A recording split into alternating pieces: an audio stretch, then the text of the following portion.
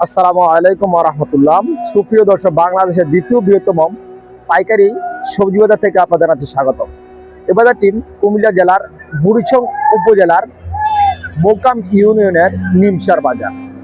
এই বাজারটি বাংলাদেশে শাকসবজি রপ্তানিতে দ্বিতীয় স্থান অধিকার করে রয়েছে। এই বাজারটিতে রয়েছে প্রায় 10,000 মানুষের কর্মসংস্থানের ব্যবস্থা, এবং কি রয়েছে বিভিন্ন অঞ্চল থেকে ছুটে আসা বা নিয়ে আসা শাকসবজি বিক্রয়ের কেন্দ্রস্থল। এ বাজার থেকে কেউ বা সবজি ক্রয় করে নিয়ে অন্য বাজারে বিক্রি করছেন, কেউ বা অন্য বাজার থেকে সবজি ক্রয় করে নিয়ে এসে এই বাজারে বিক্রি করছেন। আমরা দেখতে পাচ্ছেন কি পরিমাণ মানুষ এই বাজারতে রয়েছেন।